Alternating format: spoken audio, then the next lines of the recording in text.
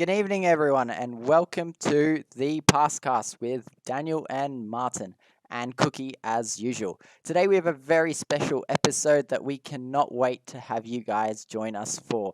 Daniel, how are you doing today? Oh, look, I know we talked about it before and we were going to go with the less depressive route, but today sucked. Yeah, I figured Showed up it's... at uni, it was raining, then my room was locked and the printing wasn't working. And look, let's just say I'm happy to be home and be hanging out here with you. Yeah, that's definitely a mood. And I think for a lot of students who are watching, they might have noticed that some pass leaders were probably a bit frantic with their printing because university-wide student printing university-wide was not working. So that was a fun little deal we had to deal with. But as usual, our boss Jackie came in clutch, and we all had something that we needed done as usual. So that was great, and a little mini shout out to Jackie there for that. Daniel, are you Shout out excited to for Hillary. I Hillary? think she with It, the printing. So yes, of shout out course. to everyone that helped us with printing. Hillary, Linda, Jackie, everyone. So, are you excited for today's episode, Daniel? I currently have two people pulling faces at me, which is Uh, making me laugh. I probably uh, should. I figured that might be a bit of a struggle there. So, would you like to summarize? What are we going to talk about today? What's the agenda for us today? I didn't think we were going to be talking much. I think it was all going to be our guests, and we were just going to sit here and prod and poke them with questions that we come up with. I think that's pretty much it. So, as you guys may have heard from last week's episode, we have two very special guests. So, today's our first episode where we actually have guests, and we are very fortunate that we get two for the price of one. We get the marvelous Dan and the incredible Hillary to join us. Of course, there are two Nathan leaders, so senior leaders up there, and we couldn't be more excited to have them come on and talk about a lot of the behind the scenes pass work they do in terms of marketing and promoting pass, as well as just how they run pass at Nathan and in their respective courses, because it's quite unique and it's really interesting for us to get their kind of insights into that. So I guess, Daniel, do you have a good way, do you think, that we could introduce them? Well, some people may know Dan and Hillary already from a small video series because they created a bunch of videos and have posted them all over the place. So I figured, why not? Let's show one of their starring moments in the 5 reasons to attend pass. Couldn't agree more. So, before we have Dan and Hillary on, we'd like to introduce you guys to a video that they created, and we hope you enjoy, and we hope you can understand the 5 reasons you should be attending PASS. Hi there, I'm Hillary. And I'm Dan. We are PASS leaders for Griffith Sciences and would love to share with you 5 quick and simple reasons as to why you need to be at PASS. So what are the big 5 reasons? PASS improves grades while saving you time. Not only that, but you are also developing effective study skills while learning and having fun with your peers. The PASS team creates exclusive events and resources that are shared only with PASS attendees. We're sure that your grades are one of the top priorities in your studies at Griffith. PASS can help you to boost your final grade through regular attendance. It's recommended that you attend at least one PASS session per week. As you can see here, a non-attendee will achieve an average course grade of just under 50%. That might not be enough to pass the course, but if you come to PASS once a week, the magic of PASS can help your grades soar. Without a doubt, PASS saves you time. One 1-hour session of PASS per week will not only help improve your grade, but also save you 4 hours of solo study. Hillary, imagine what you could do with those 3 extra hours. I'd say attend 3 more PASS sessions. Starting uni is a good time to look at different ways to help you study smarter rather than harder. PASS equips you with the study skills you will need when you come across courses that are more demanding later in your degree. PASS helps you develop long-term, effective study skills without ever being boring. We facilitate many different types of activities so you can discover which learning styles best suit you, all while seamlessly revising content. Group work and socialising are at the heart of PASS. Network with like-minded peers and form a valuable study group with the people you meet at PASS. We offer a relaxed environment where you can express concerns freely, ask questions, and hear your peers' perspectives. You never know, you might gain useful insight from one of your friends. And now what you've all been waiting for, all the goodies you get from coming to PASS. In preparation for your assessment, we organise quiz and exam busters so you have an idea of what your test might be like. We also have bonus PASS-exclusive revision sessions for any students that attend over 5 PASS sessions in the trimester. Worksheets and additional resource banks like this interactive Padlet are only shared with students who attend PASS, so don't miss out and make sure PASS is scheduled at least once a week for each PASS-supported subject. How do you find out when the PASS sessions are scheduled for your subject? For some courses, you will have enrolled, so check your timetable. For all others, head to Learning at Griffith, click on your course and select PASS on the left-hand side. Otherwise, head to griffith.edu.au/PASS or join us on Facebook, Discord or Microsoft Teams using the prompts on the screen. Thanks for hanging. Hello, we are here with Dan and Hillary. How are you guys? Hey guys, we're really well. We are very good. How are you? Good, thanks. We're so Small happy. thing going on the page. You noticing some parallels here? Is Martin there, or Yeah, you got a bit And of then- a wall there behind you guys. What's going on there? Look at, we've got our family here. Our family. We've got the PASS family. Our entire family. Oh, I love that. That's so cool. So that's all our PASS leaders, and then behind you, Dan, what have we got?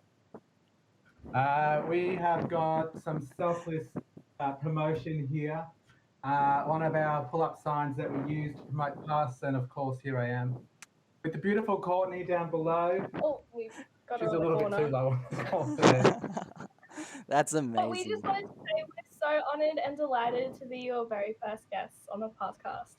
We're happy to have you here. I don't think we could have had a better first guest than the face of PASS and our PASS assistant. Hey, Daniel? Yes. yeah, Good on you. and such a backstage pass to pass as well. It's just fitting.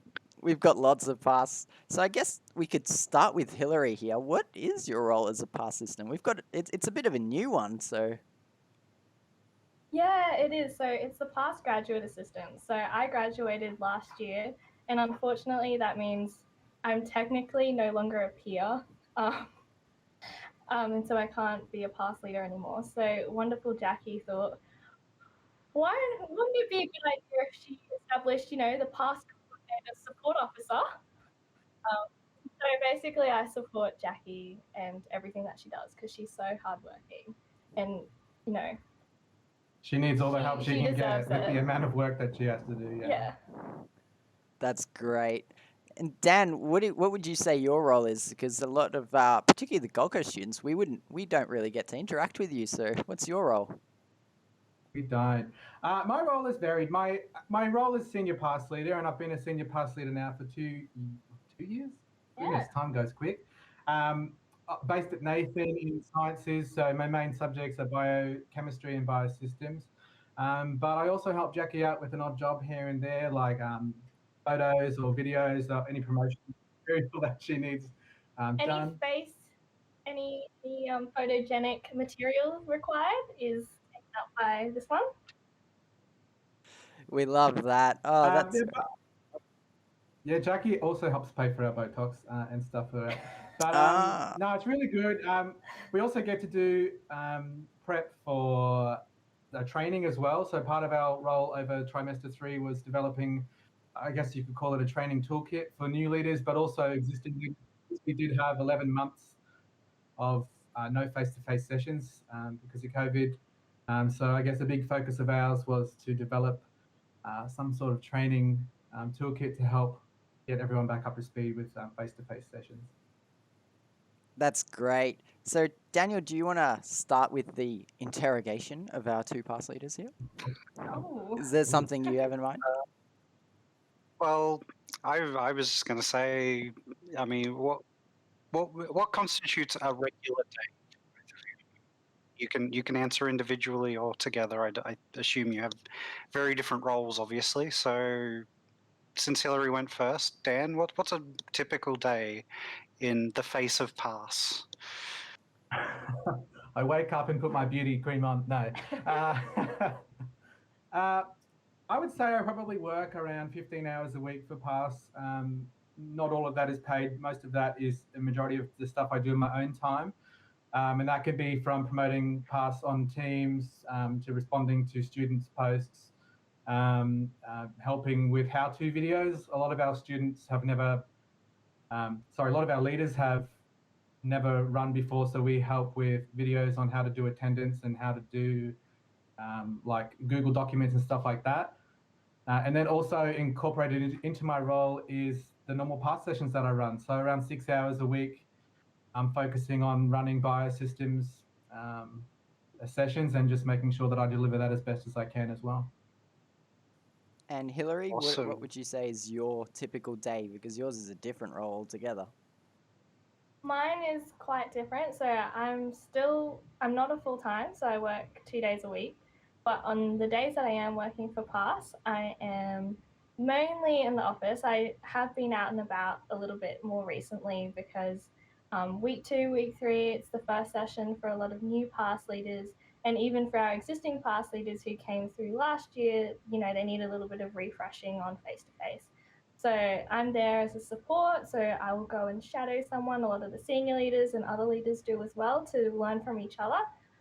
But it really gives me the opportunity to relive some of those moments that I had as a PASS leader, and it's really great to see the resource development that has gone on from when I first started as a PASS leader in like 2019 all the way through to this year, and we can really see a huge difference, and that's reflected in the increasing attendance that we have every year.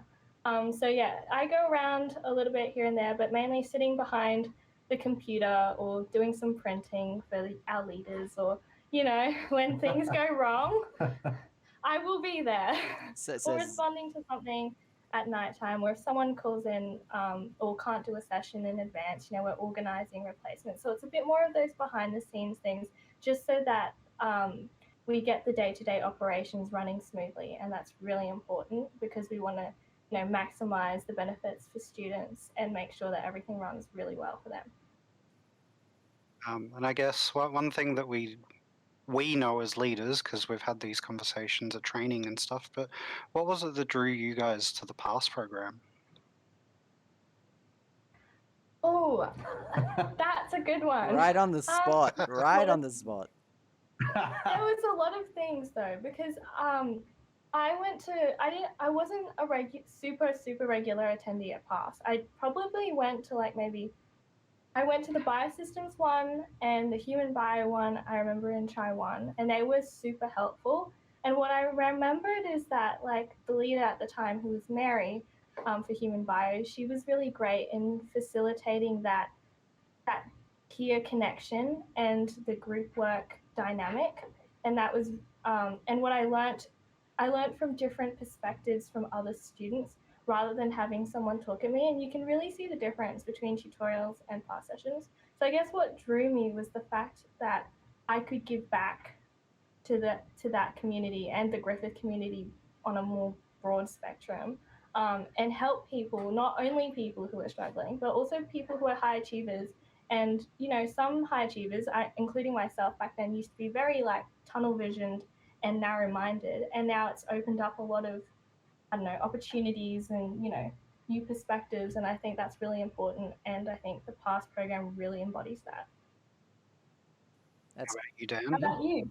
Yeah. For me, I actually, Jackie can contest to this, that I submit my application quite late in the process. And that was because I debated back and forth with myself for quite some time on applying. I was quite nervous. For my first year of uni, I didn't really, this is going to sound a little bit lame, but I didn't have that many friends at university. Being a mature age student, I didn't feel like I quite fit in as everyone else did. I had a couple of friends that were part of my lab courses and things like that. But I thought it was about time I commit to the university and do something, and PASS was something that I had attended and stood out for me. And I debated back and forth and finally bit the bullet and emailed Jackie the day that the application's closed and said, I'm going to submit mine today. Is that okay? And she's like, yeah, send it through. So I guess just that wanting to be part of the university community and do my part. And it's really paid off. I can honestly say that all of my friends now are PASS leaders or people I've met through PASS. And it's just something that I would do 100 times over if I could do it again. Sounds like that developing networks type thing was really into it for you there. So your 5 reasons to attend PASS, hitting that one on the head, aren't we? Did that. Yeah. From personal I was going to experience. say, even just moving to those two perspectives too, I feel like Dan and I shared a very similar path as to why we wanted to be involved with PASS. Both being mature age students and thinking, well, how are we going to interact with all these what are literally almost kids to us? And now some of my closest friends, Martin included, unfortunately at times, uh, are almost like a third to half my age, and it's like, oh wow, this is bizarre.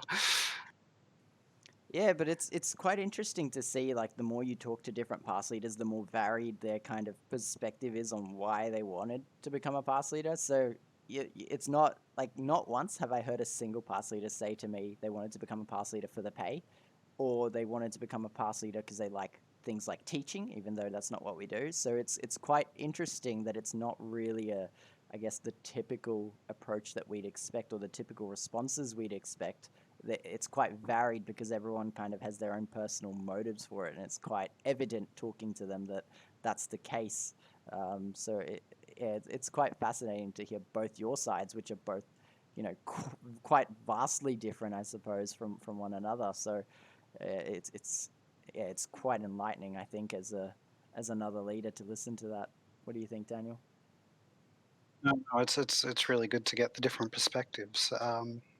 So I guess my next question would be, I know you guys don't get to come down to Gold Coast much, but you've gotten to associate with some of the good Gold Coast leaders, myself and Martin, somehow included in that. What do you see as the different cultures just between the campuses? Not even between the leaders yet, that might be a follow-up question, but just between the different campuses alone, like in the Look, students. I have to say I'm a little bit offended because I went to the Gold Coast campus last week, and you have Guzman Gomez, Yes, and we we do. just have one cafe operating at the moment. So I was very affected. I think you have a great food culture to start with compared to ours here at Nathan. But we can one up you on our wildlife. We found Yes. a 6 or 7 meter long python in one of the Oh. trees just outside the Oh, office here huge. the other day. I'm going to But note out. culture-wise, oh, And we also had a humongous spider in the past room. Just No, had to no, put that no, out there. no, that's not Um, okay. So and apparently he's been basically, living there for a while. confirmed to be in Australia. You've culture-wise, regarding people at university, I think the Gold Coast campus seems quite busy. I haven't spent much time there, even though I do live on the Gold Coast, which is quite funny. It seems like quite a busy hive of activity. Nathan campus is quite spread out. Quite, I guess it's kind of, forest area. I feel it feels a little bit more relaxed than the busy, fast-paced Gold Coast environment. I'm not sure if you would feel the same about Nathan being a bit spaced out and. Do you yeah. have more schools down there? Like, you know how Mount Gravatt campus has like education and the social sciences. Do you guys have that down there as well, or is it It's just? yeah, it's kind of interesting because we have a broad spectrum down here. But for example, we have, like, say, I can tell you from an engineering point of view. Daniel can probably talk from the science more. But for example, here he just nods, it shakes his head. From an engineering point of view, at Don't pay least. attention to stuff that doesn't concern me. Great. So from an engineering point of view, for example, we have, the main disciplines of engineering. So civil, mechanical, what's it called? Biomedical, electric, and electronics. But we don't have, for example, chemical engineering or environmental engineering. I know environmental engineering is specific to Nathan. So it's quite interesting because we do have a broad range of disciplines, but we don't have all the disciplines. So it's not like we're a specific campus. But I do think that Gold Coast campus probably caters more to health, wouldn't you say, Daniel? Just because of the hospital. Definitely more to help. I think I haven't seen the Nathan campus's arts department, but I know it's pretty big down on Gold Coast, as well as, well, I guess psychology somewhat comes under health, but I don't know for sure. Whereas you guys, at least just from talking to some of the other past leaders over the last couple of weeks, you guys have a big amount of med students up there as well, though, that I've heard various things about. Is this from the past sessions that have been invaded by med students now that you've had? Yeah, some stories that I've heard that Dan was a leader too for as a witness too, but we won't talk too much about that. We love all our students, regardless of their discipline. But yeah, it's definitely interesting, at least from my point of view. I guess culture-wise, I see it's like, I feel like Nathan is more of a cozy type of campus, which is quite interesting because Gold Coast just seems to have that buzzing, like, I don't know, full of students, full of getting to classes type thing, whereas Nathan feels a bit more chill, which is quite nice. I rather like the Nathan campus because I feel quite relaxed when I'm there. I feel like I'm in a forest. It's like nature type thing. So at least that's my little, I guess, take on the two campuses. I don't know if it was just me, but like when I went down to the Gold Coast campus, I have to say, I think it was about a year ago or 2 years ago, maybe a year ago. The people down at the Gold Coast like dress up. Like I don't know where I went or if there was something on, but like they were well dressed. Yeah, no, what do you We are well dressed. yeah, we've But got like they were like really out there. exuding Yeah. lifestyles. Like, There is a lot of business school students, so maybe they were all dressed up to look professional. I mean, we do have as well a few. I've had business school already on this podcast, so I can't say anything more than that. So that's the cap limit for business school. But no, I definitely have noticed that a little bit. But we also do have the students that will rock up to lectures in a onesie. So we have the full, I guess, extremity. Oh, wouldn't catch me in a onesie, that's for sure. Show up without a shirt on and Crocs, but that's a different story for another time. But on that thing, you can get people that will not dress up. That's true. But on that talk of culture, it's quite interesting to see how, I guess, Nathan leaders approach taking PASS in general. What, I guess, from your interactions with Nathan students or Nathan leaders, what would you guys say is the, I guess, typical way or typical culture that you guys have over there in terms of how PASS is run? Or because I know you guys have the actual like PASS room there, so you get a more, I guess, family type feel over there, like an in-person family type feel, whereas we don't have our own PASS room here. Hint, hint, Jackie, just in case. We also don't have Jackie on campus most of the time. Hint, hint. But we miss you you, do Jackie. have Come Mexican visit. food. Yeah, we have Mexican food. That's meant to make up for it, apparently. You could turn Guzmani Gomez into your PASS room. That would be what I would do if I was there. But anyway, we are really lucky. And in Jackie's office, which is a couple of offices in one building, it's got a meeting room and it's got a PASS room, which is buzzing throughout the day. You can come in here to drop off your attendance sheet and there can be 6 or 7 leaders based COVID safe in the office, talking and speaking about how their session went, talking to each other for different things for what they did in their session and what worked well and what didn't work so well. So that whole culture is really cool at Nathan, that we get to kind of experience it this way. I think that we have, as you would at the Gold Coast, a pretty good presence on campus, where students are happy to stop and chat and say g'day and say, hey, you're Dan from PASS. We get that quite a bit. I think it's pretty cool. We have a pretty cool culture here at Nathan. Yeah, I think it just gives us the room to, plan sessions together. And it's really, I guess, the blessing about having me and Jackie in the office is that if, you have any issues or anything, you can come speak to us straight away. There's no delay and we'll address it as soon as possible. But also we have coffee on both campuses. This is why we have coffee catch-ups and like mid-trimester training or like towards exam busters. There'll be a session where we all just catch up just to make sure that, all leaders are feeling supported and on the same page. And Jackie goes down every once in a while to the Gold Coast, make sure everything's topped up, Very but true. yeah, so we try and keep the family vibe, not just at Nathan, but at Gold Coast. It just happens that we've got Jackie to ourselves. It seems like that. But yeah, no, you can definitely tell. And I mean, just from our behind the scenes of before we had you guys on here and we were setting everything up, just having like Shay in the background where you guys are, because you're obviously in the PASS room now, you could just tell that it's just such a nice sort of vibe and a nice culture that you'll have with one another within the Nathan campus. So it's really lovely to see that.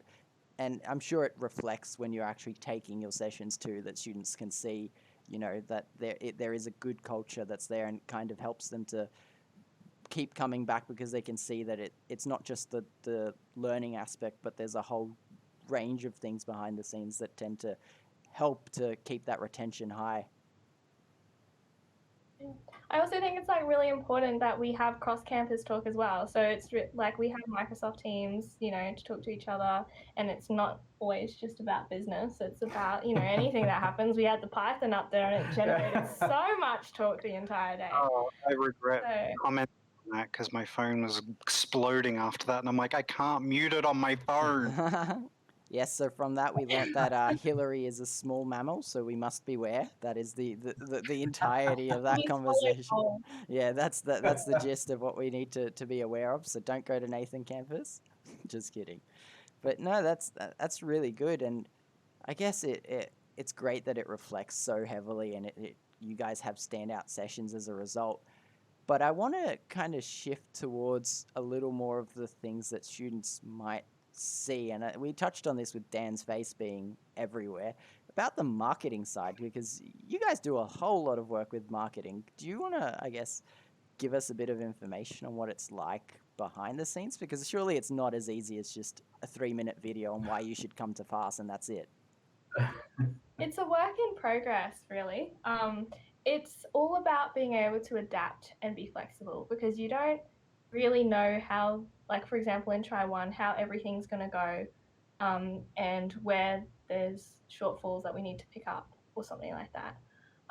So we do our best to make, we've made those videos that can now be used for a few years until they become outdated and need to be updated with our up and coming PASS leaders.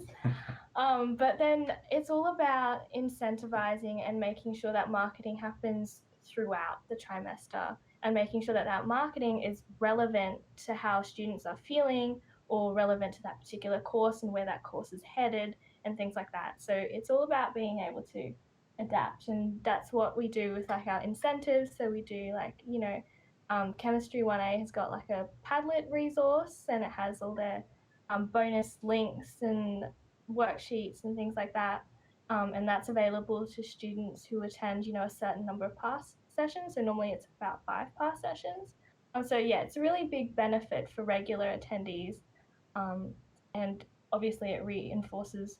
And in the video, you can see that turning up to like more than 1 PASS session regularly attending is good for your grade. So along with those bonuses, it should take you a long way. Yeah, and I also agree with that. It is about adapting. Hillary, you're right, because we moved into doing this whole video thing because a lot of the lectures this year are online, and we can't. Normally, we would deliver a PASS pitch in person in the first lecture in front of 500-600 students. We'd get up the front of the lecture theatre and we'd kind of do our little pitch on why you should come to PASS and why it's beneficial as a student to attend. And this year we had to kind of think out the box and think, how are we going to reach the most students possible? So Hillary and I sat in a green screen recording studio for 7 hours to make a 3-minute video with a lot of bloopers along the way, until we got it just right. And that video went out to the however many thousand of students that kicked off this year. So we just had to kind of think differently this year about how we could reach students in the same way. And it's still a work in progress. We're still trying to incentivize students to get onto Teams, to kind of access these resources so that we can promote PASS further, and I guess just so that they can have the best impact from PASS that we can give them. Getting the blooper reel? Yes, we need to. There were too many, and it was very, very large file. But it basically involved us hitting the record button and then not being able to keep a straight face, and then bursting into fits of laughter. Or it would be Dan looking at himself because he's so nuts on the little presentation and having a conversation with himself. Also, a lot of the blooper was me trying to say PASS exclusive revision sessions, which if you're at home, you should try and say, because it's very difficult. And it was in like the 4.5-minute mark of our video, and every time we got to it, I'd freak out and say PASS exclusive revision sessions, and then we'd have to start the whole video again. So A lot of it was just So that. you were doing the whole recording in one take, not editing it together later. Yeah, we were just edited. Wow. Very, very brave. Daniel and I, when we were doing our trailer for our PASSCast, it was 1 minute. It was 1 minute long, and it took us 1 hour because we couldn't get we couldn't say 1 minute worth of speech between each other, right? So we had to keep doing the same thing. I can only imagine how long. What was that? Say for me. Say what? Various. Oh, Say various. various.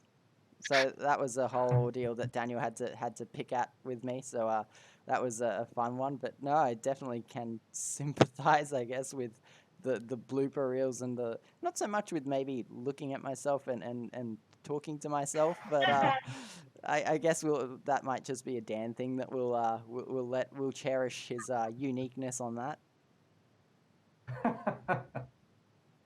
Thank you. We'll move it back into frame. There you go. There we go. We get top of Dan's beautiful head there. Perfect. Oh, got Martin in the background above Hillary's head, so. Yes, so if anyone recognizes, I'm right above Hillary's head. I had a question, but now I can't remember it. So you guys keep talking until I remember it. Okay, thinking time. That's fine. So I guess then I wanted to know is, have you and Hillary ever gotten to work together? Because we like to think that you two are a bit of a dynamic duo. It's kind of hard for us to separate you two in terms of PASS. So have you actually ever gotten the opportunity to lead sessions together? In a PASS session, we've run not full time, but we have done a couple of sessions together for chemistry and our quiz busters that we've done.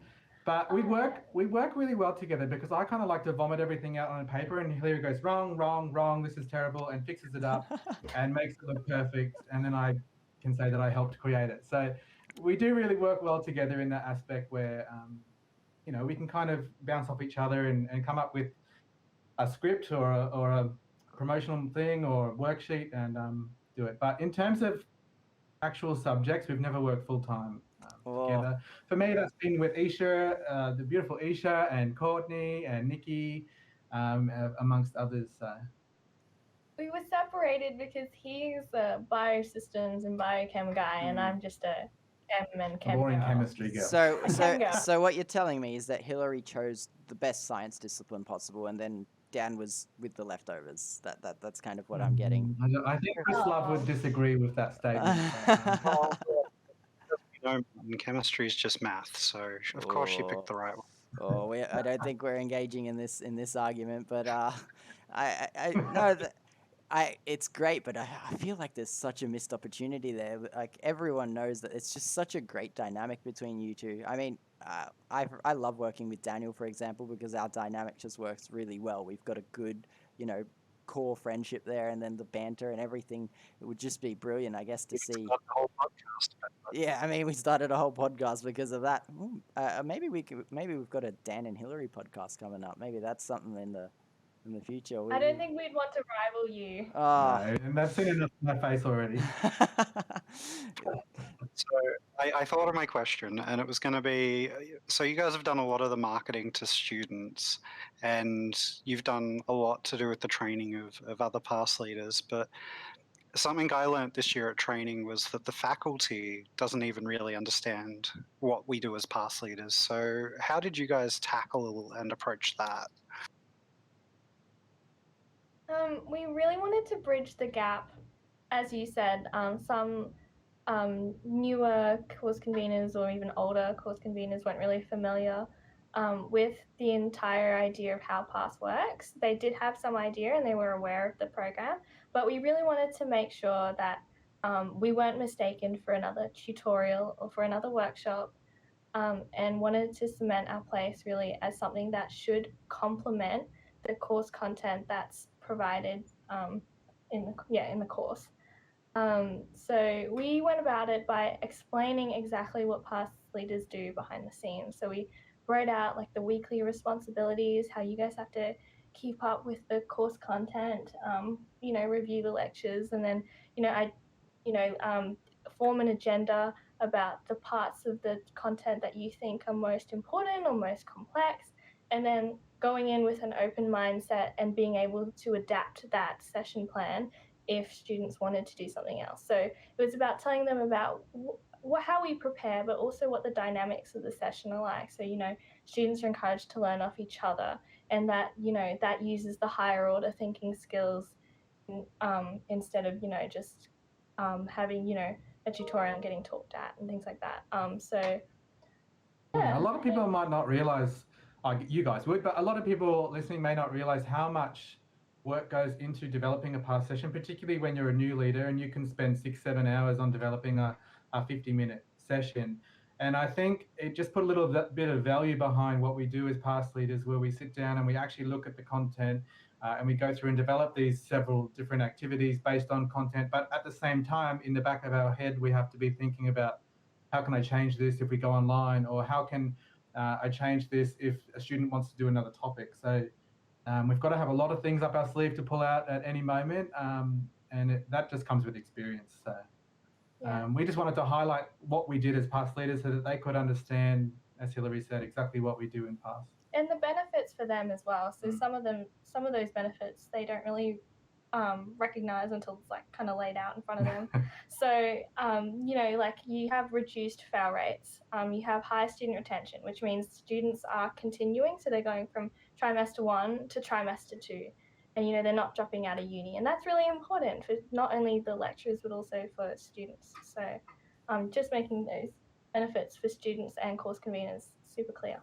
That's really cool. And then I wonder then, I guess some lecturers would have probably been like, yeah, we know that, we know what PASS is and it's really good. But then there would have been some other lecturers that might have had a bit of a, eye-opening moment. So what was the feedback that you got from those lecturers about, what you had laid out for them and the kind of efforts that you go to? How receptive were they of that, or what was the general, attitude towards it? I can say that I've noticed a difference in a couple of the courses already. I haven't had any conveners come and speak to me personally. I'm not sure about you or if they've come and spoken to Jackie, but I've noticed in one subject in particular that PASS is now a part of their welcome video. It's a part of their weekly announcements, which is something that we pushed in that video to them, was how they can promote PASS to kind of take the front foot and help push PASS to their students. So we've seen a change in a couple of subjects already, where we're going, oh my goodness, look at this post that talks about PASS and why they should come, and oh my goodness, look at this, they're speaking about it in their video, which we never saw last year. At least I didn't see last year. It was always us kind of pushing to get through. So I'll blame that on the video and say that that has broken through and gotten a couple of people's attention. Yeah.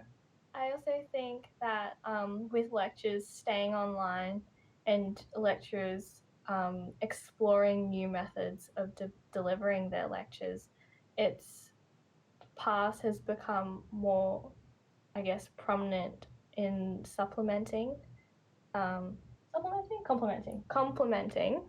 the content. So some courses with lecturers online, or broken down into mini modules or into just like a Khan Academy style, kind of video, and here's some practice questions. PASS has come to the front as an opportunity for students to actually work together. So in lectures, students would normally sit together and maybe they'll have a chat to the person next to them if they didn't really understand what was going on. But now that they don't have that because it's online, PASS has become that, place to do that, if that makes sense. Yeah, that's pretty cool, actually. I think it's quite, I didn't actually expect that sort of response in terms of the lecturers being so, open to changing that mindset totally. So it's really quite interesting just how profound that effect has been for marketing PASS and getting engagement. What do you reckon, Daniel? I was going to say, I know that you've had much more exposure to them down here, and I've just recently had more exposure to them, but the math lecturers and stuff down on Gold Coast have sworn by PASS. Like, Yuri was a strong believer in it. Tim absolutely loves the program, to the point where I made a post in the Teams chat that he'd created for his cohort, and he actually responds to my post saying, like, for you students that can only attend online, this is the thing you need to be doing. And I'm just like sitting there going, oh, Tim. It's just really amazing. Like I know he's always been a strong believer in the PASS program, but just to see like whether it be something that your videos have helped sort of bring light to, or just the way that this odd trimester of blended mode has worked out. But it's really, really interesting, which I guess sort of leads into my next question of how did you guys as PASS leaders, because you were still a PASS leader at the time, Hillary, deal with the transition last year from we're in person to suddenly Oh, things online? I love that. Well, just before we answer that question, I just wanted to say, hearing lecturers really explicitly support PASS is something that we really value, because it really drives home to the students that PASS should be a part of their schedules and should be a part of their week. And so having that lecturer support is so vital for us as PASS leaders and for the students. And we couldn't appreciate it more when lecturers do that. But to answer your question about transitioning online, What a journey. it could only get better. Once we started, UQ had that 1 week off to have their academic staff, transition online, but Griffith was already ready to go, and we just went straight on, and we followed suit.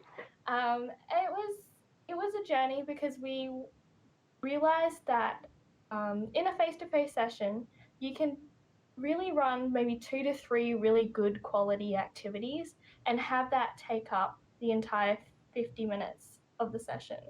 And when we transitioned online, you could actually make the session go straight to the hour. So you could go from 12 p.m. to 1 p.m. because there was no room to leave for the next person to set up, really. So that meant we had to have a lot more activities. And online, it meant that we were having 6 or 7 activities planned. So at the beginning, it was a lot of spending a lot of time, an extra 2 hours, maybe like preparing or like transitioning our face-to-face sort of activities online, and getting student feedback as to what they liked about those activities. And so as we got more student feedback and as we got more practice and we started sharing ideas between PASS leaders and things like that, that prep time really came down, and students, and we were doing things that students liked. So our attendance was already good to start with, wasn't it, when we transitioned online? Because everyone was like, hey, online, we'll give it a go, sleep in, and we'll jump on a class later in the day. But then as online fatigue set in, that's when we actually had to really work hard to maintain that quality and improve the quality of presentations and resources we were making, and making sure that we were being able to gauge student feedback in an online setting, because you can't read body language in an online setting. If you have everyone's webcams turned on, the upload and download speed slows down. So, you could only have them on their mics, or even if they weren't on their mics, you had to get them on the chat, or, using the emojis, or drawing on the screen, or saying something so that we could see what was going on. And it was all about learning how to effectively use Collaborate and the other online mediums to bring the face-to-face PASS experience as close to the online PASS experience as close to the face-to-face experience. Yeah, and also we have to say, looking back on it now, kudos to Jackie and the team that had to pull everything together and go, okay, this is happening, we're pushing everything online. And the entire PASS team just going, okay, and lifting it up and just going with it. And it was a steep learning curve. Like, as Hillary said, in face-to-face, you can see what people are doing. You can see if they're confused. You can ask prompting questions. You can make stuff up on the spot.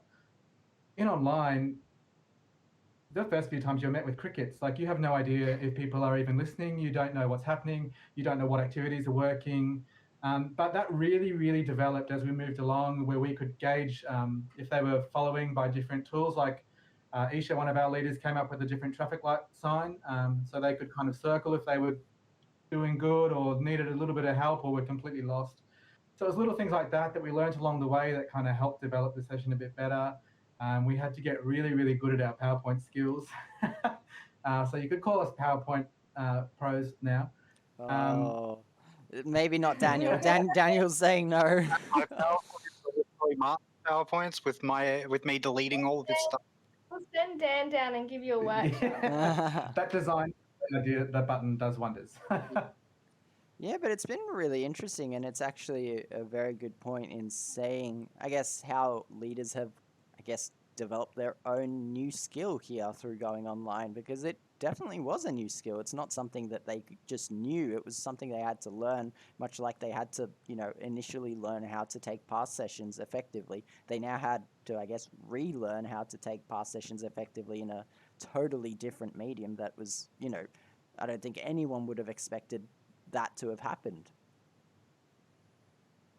That was also going to be my my follow-up question to that, and that's, now that we're back to face, have you noticed it harder or easier to readapt yourself to the face-to-face setting? Because I know week 2 for me, I was not ready for one of my sessions with 30 odd people, and I was still sort of trying to feel it out, and I felt like I was running it like an online session where I constantly had to be talking. And it wasn't until my second leader, Kaylee, mentioned to me after the session, she's like, "You don't have to talk the whole time." And I'm like, "You're right, I don't."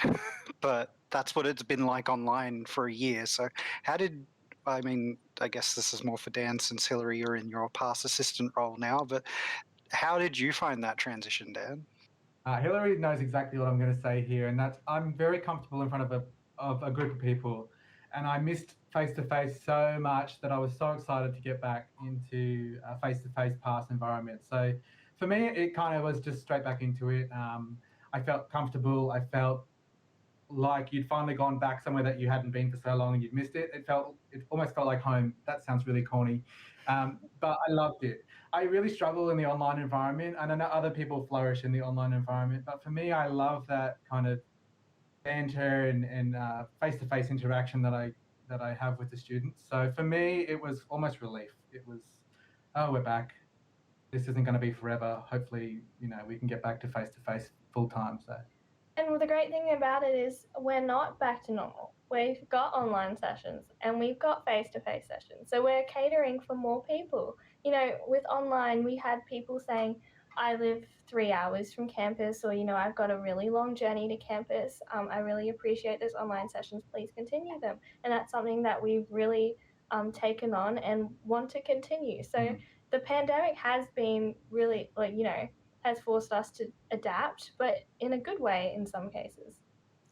Yeah, that's a great point to make, and I guess it's good that we've found that hybrid that works for students, that they have the option to have both face to face and online, which caters to, I guess, I guess it definitely does cater to a range of different students, so it's more beneficial overall. And of course, we talk about how we want to increase retention, increase that student engagement, and by offering that sort of versatility, I think we've really managed to hit the nail on the head with that.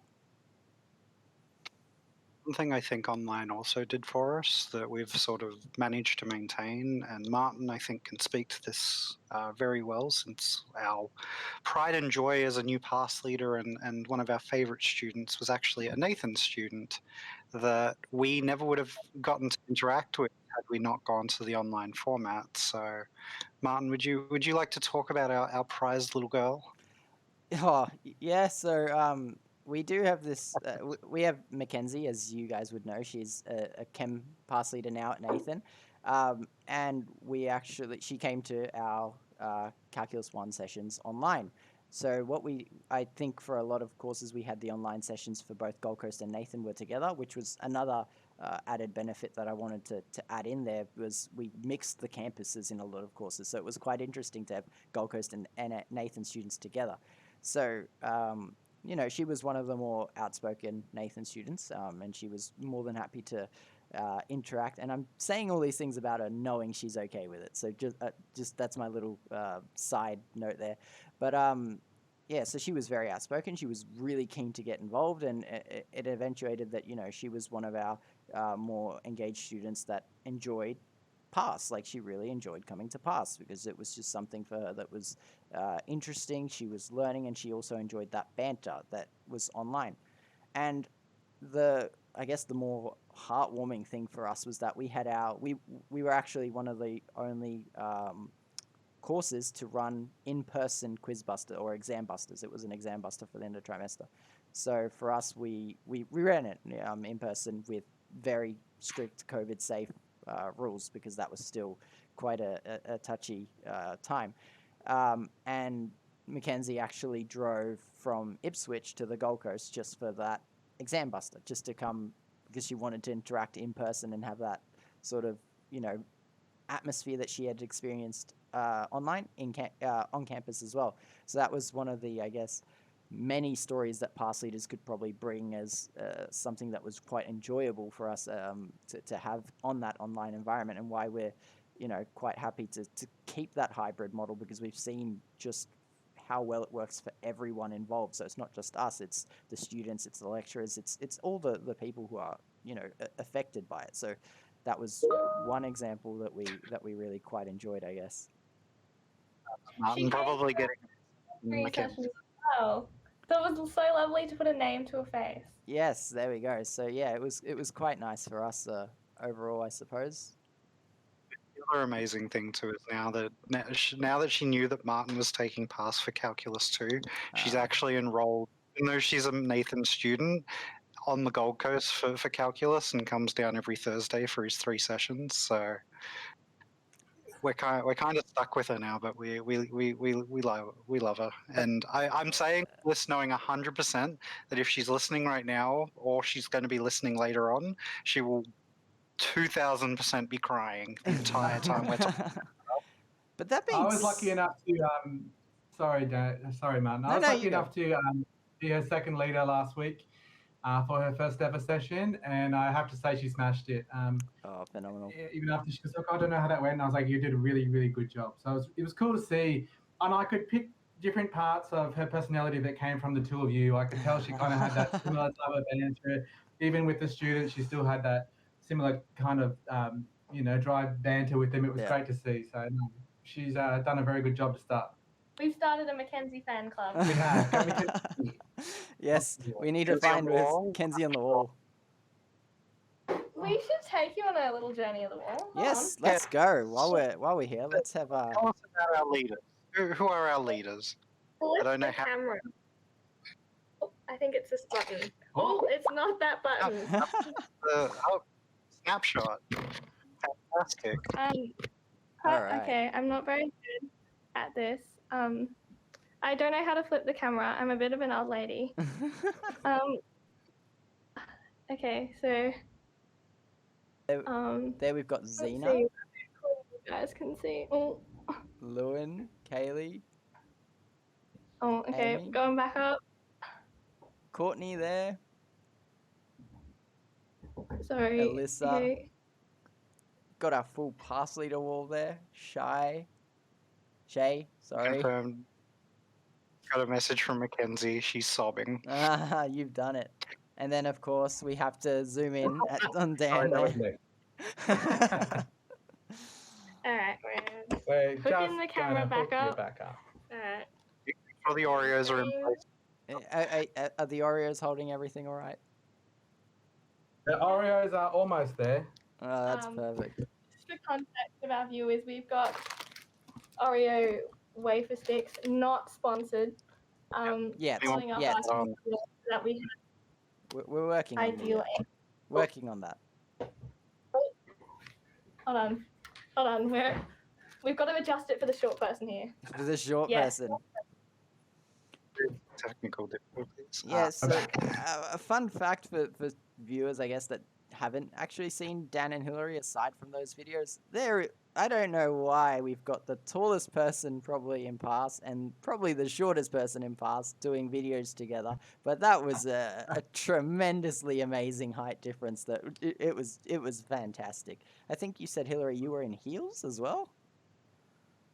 Yeah, I did wear heels for the very last video because I was very tired of standing on my tippy toes. That's great. So, Daniel, any other questions that you have for our two lovely guests?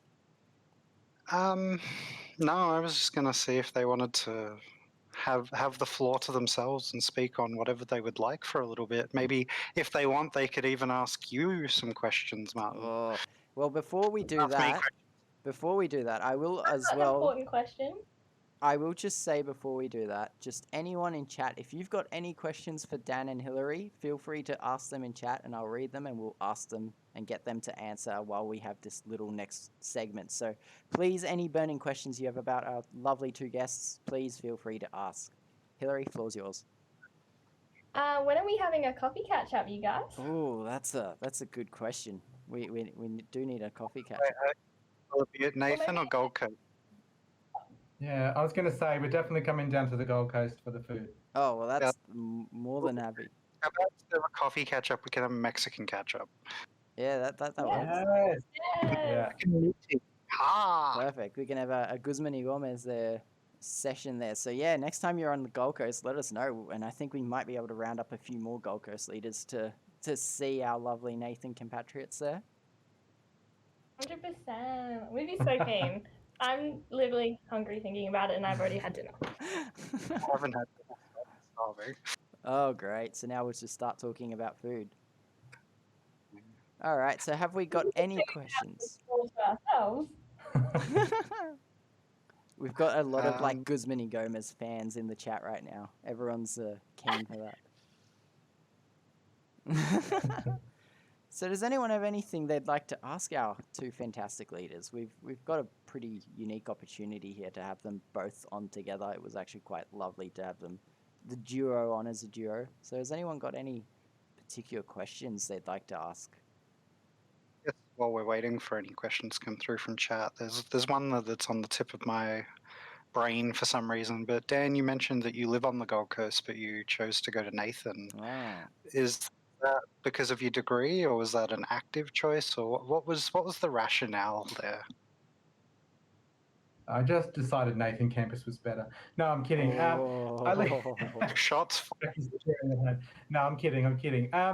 When I applied for university, there was different entry requirements between Gold Coast and Nathan campus for the degree that I was choosing, and Nathan was just the easier route into university. So me being me, I chose that entry path, and I live kind of North Gold Coast, so it's only probably another 10, 15 minutes north compared to going south down to the Gold Coast campus. So a little bit of method to my madness, and I was going to transfer to the Gold Coast, but then when I started PASS, it kind of just made sense to stay here and continue my studies with this awesome bunch of people. That's great. Fair enough. So And another question I guess I have to ask Dan before we go to the crowd is, how did it feel placing second to Martin in the surveys? Oh, now you're rubbing some ripping salt. old- Oh, I did not put him. I Had did to not. fire- I did not put him up to this. I just wanna. It's definitely a very hard pill to swallow.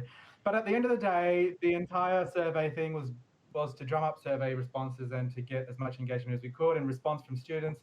And I just humbly have to admit defeat and say congratulations to Martin for absolutely destroying us in the survey responses from students that he received. And there's nothing more I can add to that. It's a trimesterly competition, though. Yeah, It's yeah. game on in 9 weeks' time. Get ready. I do have We have to. another couple of weeks. I do have to. Have to do the competition again. So I do have to swallow a bit of a pride pill though, in noting that when we were doing the sheet for who we needed second leaders for this week and going forward, so we did that for sessions that had 20 or more students. There were only 3 sessions from the Gold Coast that were there, and it was totally dominated by Nathan. So I do have to give credit where credit's due. Nathan absolutely is sweeping in attendance right now. The Gold Coast is doing well as well. our Gold Coast team, we're going to have to up our game, I think. Yes, time Martin to. and I were the only people on that list that had 20 plus attendees. So We'll Gold figure Coast out. leaders may be having a coffee catch up this week for Marketing. take some of this marketing advice we've been given tonight That's the real to reason. use it against That's campus. That's the real reason we had you on. We needed to get the insights into how marketing works so well. So, we do have a question. So, Courtney asks, what's the best sessions you've ever done PASS for? And do you have any favorite activities? You're cutting out, Martin. Try again. All right, I'll try again. Courtney asks, what's the best sessions you've ever done PASS for, and do you have any favorite activities? All right. Do you want to try and type the question, Martin? Because you cut Type. out again. Oh my god, I can't type. I'll try it again. Am Oh, he's I good now. okay? Yes. Right, John, let's try it. Okay. What's the best sessions you've ever done PASS for, and do you have any favorite activities? Ooh, good question. Oh, I do have a favorite activity. What's yours? I love poster activities. That was if I could trademark it, I would. It's one of the simplest, probably most time-effective activities where you can have a lot of content covered, and it uses a higher order thinking skill, and it's minimal prep for the leader, but the content needs to be well, I guess, rehearsed by the leader. But yeah, so basically just make a post, bring some butcher's paper, good old butcher's paper if it's face to face, and we would give the students like a topic. I don't know, I used to do chemistry, so it would be significant figures. Let's relate it to last week's content. So it was significant figures. Write everything you know about significant figures, the rules, the examples, anything that helps you remember or you can link ideas to. Like, it was basically a huge mind map on a poster. And that worked really well. And we vary our activities from week to week, but it would be something that was, I guess, rostered on every few weeks. And students loved it. You give them colored markers, make it look pretty.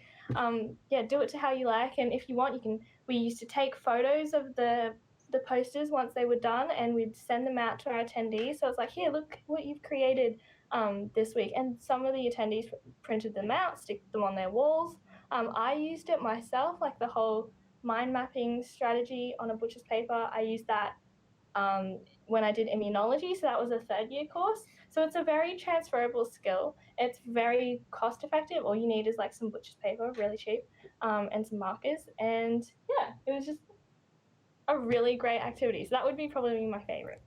Mine's not so much of a type of activity, but one specific activity that springs to mind was the last week of PASS for biochemistry in 2019. And it was all about carbohydrates, our favourite friend, the sugars.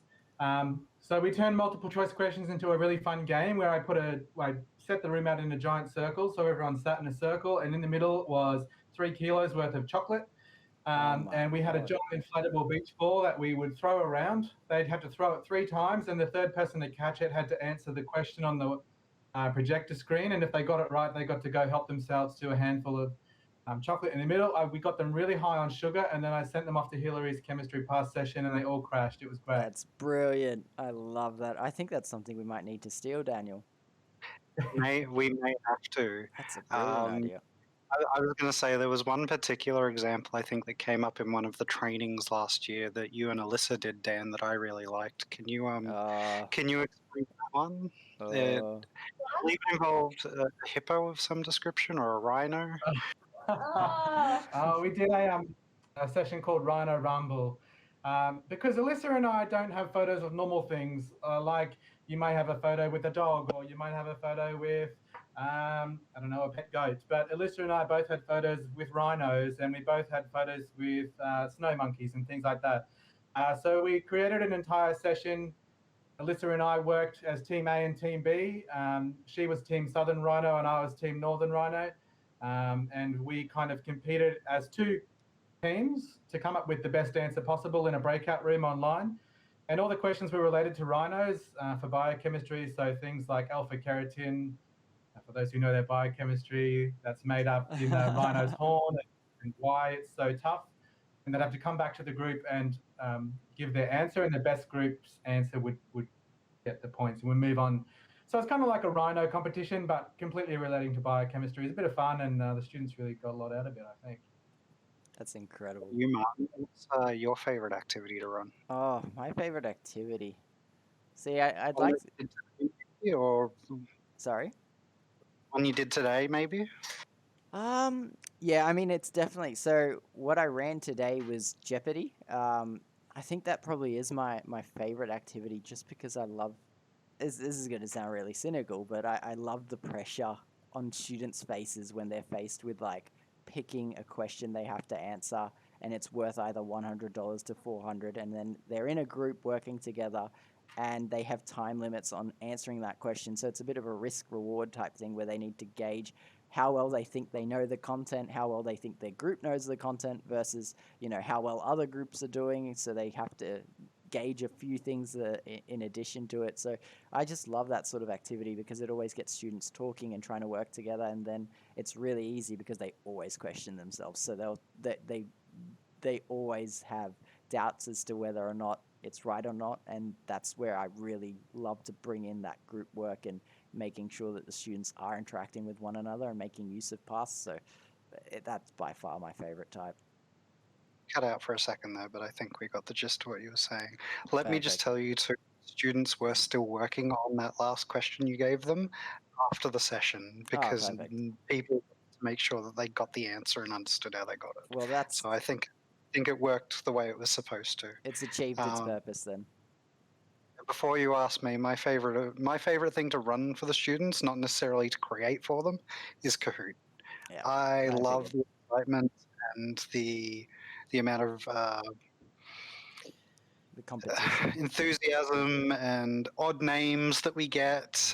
Sometimes the students had some fun at Martin's ESL expense trying to come up with fun names last year. But yeah. it's an activity I think that works both in person and online because of the way we can do the screen sharing. So that's true. All right, so we do have another question from Bam Ratatatatatata. What a name. What's the best moment you've witnessed a student experiencing during a PASS session? The light bulb moment. A specific one, or yeah, I suppose Wow. a specific one. So, like, what moment have you seen and you've kind of been like, hey, this is why I do my job and this is why I really love it? That's a good... It's hard to be specific because you see it all the time. I like the light bulb moments that come to students when they realize they can put, like, 2 and 2 Yeah. together. That's a very irreplaceable feeling, like when people understand something and feel like they've gotten something out of the session. It's also cool to see a student develop not only, I guess, the content side of it, but also friendship. So Shay, who's one of our senior PASS leaders, and Zoe, who's another one of our senior PASS leaders, used to come to my PASS session as students, and they were very well behaved students. But just to watch them develop in the subject to right from the very beginning to now being senior leaders themselves in the PASS program, it's so cool to be a part of that. I think it's so cool to kind of see them go through growth. that. Yeah. Growth and an increase in confidence. Yeah, I think it's such a cool thing to be a part of and see them mature and go through the PASS program like we have. That's great. Daniel, do you have any moments like that where you can pinpoint, or is it just a similar thing? Look, not to throw Mackenzie under the bus again, but I think one of my favorite moments was not just her coming down for the exam buster, but the ongoing development we had with her outside of PASS, to the point where she's actually in a relationship with one of the guys that was at PASS with her, and it's one of the sweetest, cutest little relationships they've got, and it's really amazing. And like, that's just one student in particular, but like I'm sure there's plenty of other students that have had those friendships and bonds grow from just attending our passes that I don't know about, or at least I hope there is. But also that moment, like, I guess it's not really the light bulb moment for me, but when I'm wandering across campus and somebody is like, "Hey, Daniel," and I'm like, "Who the hell is calling me?"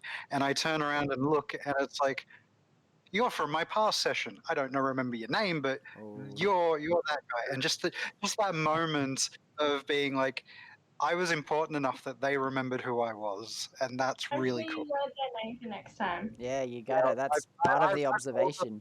I preempted them all this year by saying, I will remember your face, but I will not remember your name. If you see me around campus and say hi and I look like I don't know your name, don't take personal offense. It just means that I recognized your face at least, and that's more than most people get. So I love this this question. So this is from Oscar. wait, before Yeah. what's your favorite light bulb moment? Mine's not actually a light bulb moment. My favorite moment of PASS is because I've been at PASS for so long, I see a lot of leaders come and go. So my favorite moment is actually, having leaders. It's similar to what Dan and Hillary were saying. It's having leaders as students, then watching them become leaders themselves and senior leaders. So the very first example of that was George, and George is I love George to bits. He's incredible. He was my student of my very first PASS session when I started. And George is a genius, okay? So I had 6 people in that PASS session.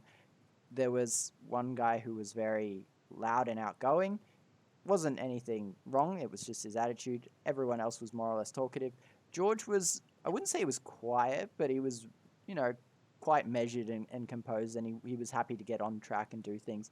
So it was quite nice to, start as a fresh pass leader, and then have someone like George there who was quite sympathetic to me being a new pass leader.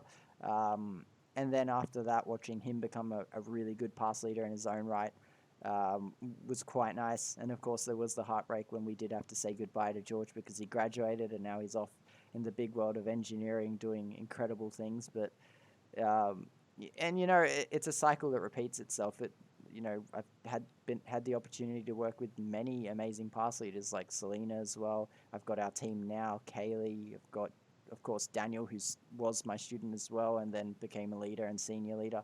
So I made 4th on the list. Thanks. not 4th on the list, but in chronological order, you probably are one of the more recent ones. But it's just those moments, seeing leaders grow, and I'm pretty big on that, developing leaders for work outside of uni or when they graduate. So it's just a heartwarming feeling to see that. That's my moment, at least. Okay, now you can ask Oscar's question. Okay, so Oscar's question. I love this. Oscar asks, what's the craziest / wildest / funniest, is that a word? Thing that's ever happened in your past sessions? And did it derail the session? And if so, how did you bring the session back on track? I've got some interesting stories for that one. Oh, yes. This one's good. I don't know if I can share it. I can't think of anything that's gone too crazy in my session either.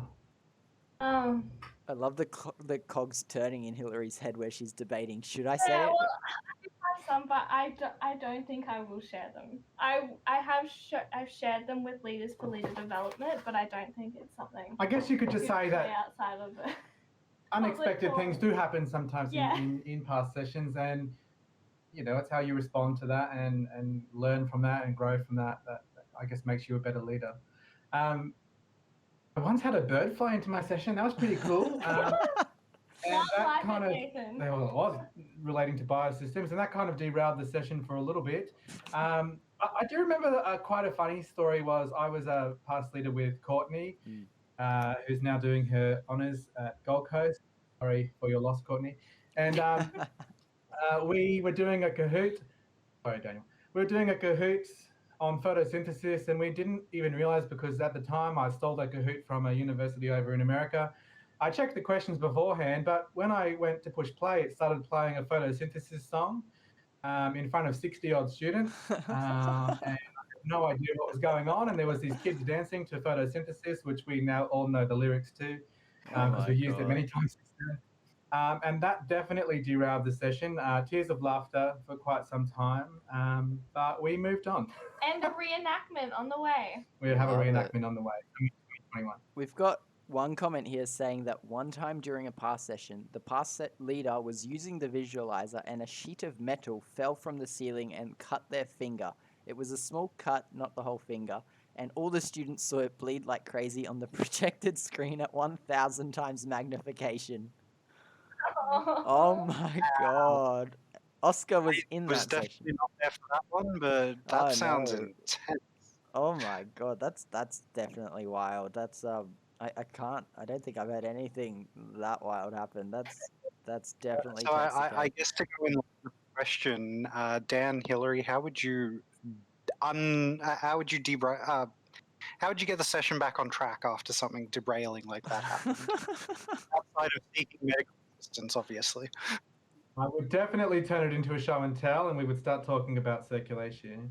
No, if that was me and that happened, I would probably just end the session and go and seek medical help. Well, if it wasn't a piece of metal cutting your finger God. off, maybe just getting on with the session, going back to whatever you were doing previously, kind of just let the laughter, let the derailment happen, and then let everyone settle down and go back to it, because it won't. I guess it won't really last that long in the whole scheme of things. You've got an hour session, things like that, and they last for like 5, 10, 15 minutes. And, Yeah. you just go with it. You don't want to be the person who is the party pooper and kind of just go back to work. You let things happen and let the session. And I guess that's the thing with, I guess, all types of derailment is, you kind of let it play out a bit and then recognize when to bring it back on track. I'm not sure how easy that is to do with a bloody finger, but I mean, I guess it might be longer than 15 minutes. I don't know, but that's definitely an interesting one. I think we have to do some investigating on who that leader was. That's quite a story.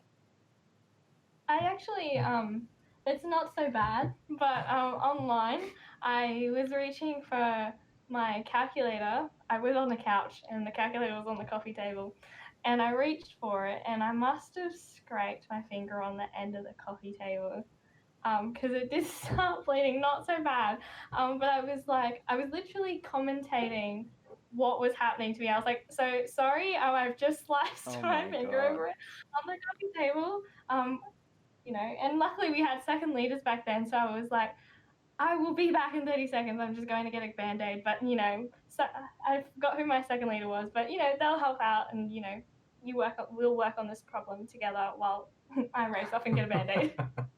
Jackie said we now have a new scenario for training, so this has been quite productive. I think Jackie's now working out how to pay us all for first aid training. Yes. Well, Jackie knew nothing of the initial incident, so the leader getting the metal cutting their finger, so no report, thankfully, which is probably a good thing. Let's not open a retro. I wouldn't say that's a good thing. No. It probably does need to be reported. It's less paperwork, I mean. So we can... OH&S, man. OH&S. That's true. Oscar says, not quite applicable, but he dropped a mirror on his hand the other day. What is it with pass leaders and just cutting their hands? Oh my God.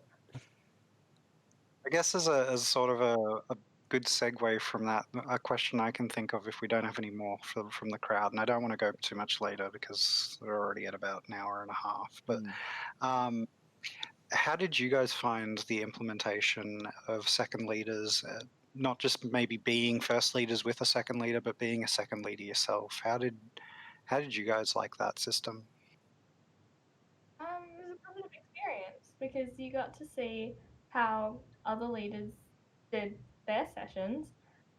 Not to mention that we sometimes second leaded for a course we didn't even know about. Well, not know about. We weren't familiar with the content. So it was a really good experience to see how different courses run differently. So, maths with you guys, you have a very big, I guess, focus on practice problems and things like that. Whereas in sciences, we can label diagrams, we can do, I don't know. Well, today we played Who Wants to Be a Millionaire with them, so yeah. So it's a little bit different, but we can learn a few tips and tricks from everyone's session. And, as we mentioned, again, to, a shout out to Isha, like she's always got some wonderful devices and tricks up her sleeve, especially for online. So going along to her sessions, there was always something we could pick out. I also remember, I can't remember who it was. I think it was Oliver. He was a pass leader for Earth Systems. He would go drop your favorite weather emoji in the chat if you understood something or, were happy to move on or something like that. And that was really cool. It was really interactive. And it meant that, we weren't just relying on, smiley faces on the status indicator. It was like different things to spice things up, I guess. Yeah, and also, second leader in the online environment is an absolute godsend because a lot of PASS attendees will just see the final picture on screen. I guess like people are seeing the PASScast on screen and have no idea that Martin's made us open 15 tabs to get us to work. But they don't see everything that we're going on in the background. And if we want to play a Kahoot, for example, we've got to share our screen and then you can't see the chat and then you've got to detach the chat. And then while you're doing that, someone's typing a message and it's just a lot going on. So to have that second leader there to help out and still be seen as a PASS leader doing their thing, it's absolute godsend. In a face-to-face environment, if it's busy, it's just, as you can imagine, great to have someone there to go around to the tables and check on how they're going as well, as you would normally do.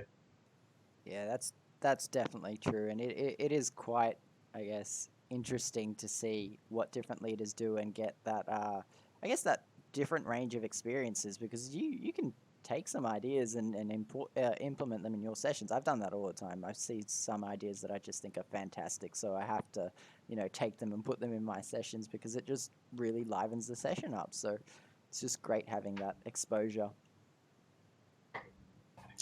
Any more questions from the chat, Martin? No more questions. So, should we introduce our guest for next week before we close then? Not yet. Not yet? But Ooh, before building we, suspense. before we get to that, is there anything else either of you guys would like to add that we haven't covered yet already?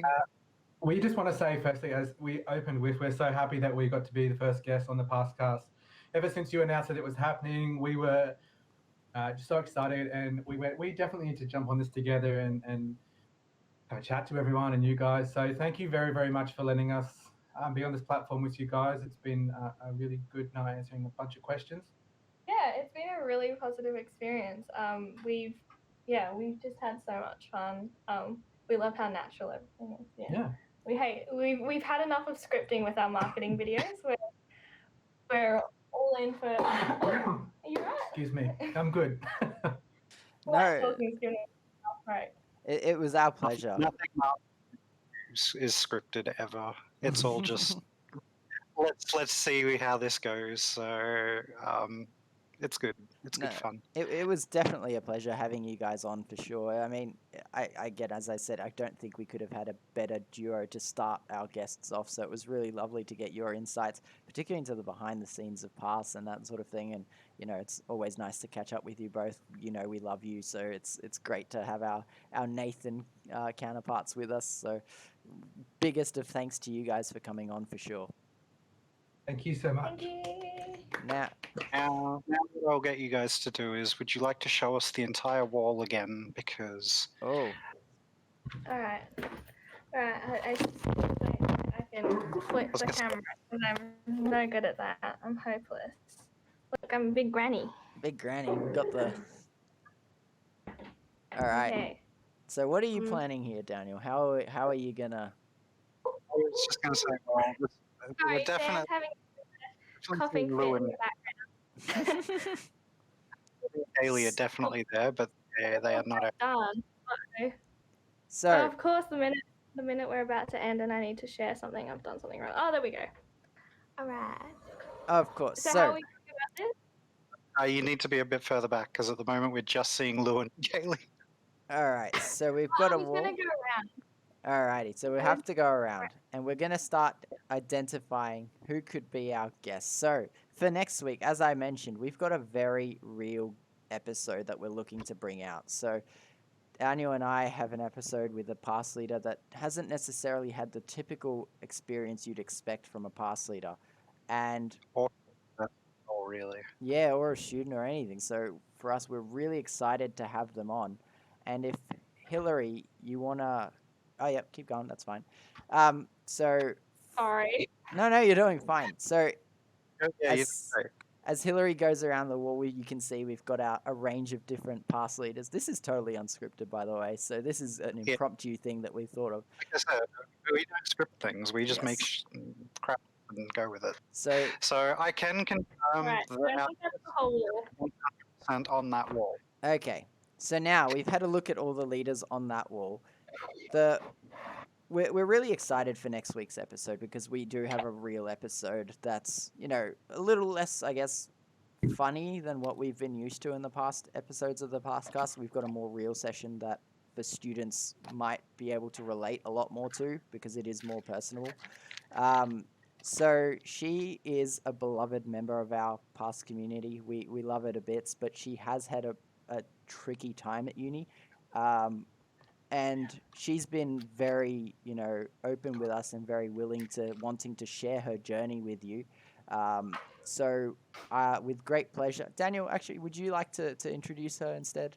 Would you like to be the one No, to I was going to say that she on the wall. She's right next to Martin and has been staring at us the entire time, and is just behind Hillary's head. Right next. It's Yes. Hillary. No. Of course. So our guest for next week's PASSCast, it will be Shay. So we are absolutely delighted to have her on board. As I mentioned, we're going to have a very real conversation with her. And she's totally open to doing this. And I think for a lot of students, it's going to be quite interesting to have that, I guess, more, not really negative, but an experience that you might not think of from PASS leaders who've done well in courses. So yes, there's Shay. She's our human biology PASS leader. So she will be our guest next week on the PASScast. I really recommend to anyone who wants to, I guess, feel like they could relate to a PASS leader. I don't think you could relate to anyone more than you could Shay. So we're super excited to have her, as Dan and Hillary could attest, that she's fantastic. She's here with us tonight, and I just had a massive coughing fit. Don't ask me why, but she coached me through it just then. So I'm back. I'm good. You're and good. Shay's fantastic. There we go. Is Shay there? Is Shay there? Do we get Give us a... She's here. Shall we get her in? Yes, let's get a preview. She's like from the room next door. Come on, Shay. She's coming. If this Perfect. podcast is not lagged, she's coming. Here she comes. Here Perfect. she comes. My coughing fit was something. Get a another- hand. Yeah. Come on, take the hot seat. The new face of PASS. Yes. Hi, everyone. So there's Shay. Turned my hand, and that was gonna be it. So she will be our lovely guest next week, and we were just saying, Shay, that we are so excited to have you. We cannot wait to see you next week. I can't wait. We'll talk about lots of real stuff, but don't worry, it'll still be fun. Love that. us. All right. So once again, Dan and Hillary, thank you so much for coming on tonight. It's been such a blast. We couldn't have had a better session than having you guys on. So again, thank you very much. I hope everyone listening and watching has enjoyed it. It's been quite an interesting, I guess, dialogue with you guys. So I certainly enjoyed it. What about you, Daniel? It was good. The only criticism I think I'd have is, Martin, you need to talk more, man. Oh, no one wants that. Definitely not. The pleasure was all ours, guys. And I Thank just you. have to say as well, and our final thing is the Mo's got to stay. We're very big fans of Yes. the Mo. I love that. And Perfect. You guys just know all the right things to say. You're like the perfect PR squad right there. I would never have agreed to this if they were going to say that. Oh, I love that. Well done. Thank you guys once again. Thank you, Daniel, for joining us again as well. And thank you to everyone who's been watching. One last point on that. Please go to the Discord and vote about that. The responses will actually be important. We need to know if Martin is going to keep his Mo or not, for reasons to be revealed in week 6 with our other special guest, who we will mention maybe at the end of next week's show. Perfect. All right, so that'll do it from us at the PASScast here. Thank you, everyone, for watching. We'll look forward to seeing you next week as we invite Shay. I'll post up when that'll be on our Discord, on our Facebook, and on our different social media platforms. Once again, I still have to edit the last episode, so I still have to edit that one and edit this one. But they'll be up on Spotify, on YouTube, everywhere eventually. I'll let you all know about that. In the meantime, I hope you all have a really good week. We look forward to seeing you in the next one. See you, everyone. Take care. Bye. Bye.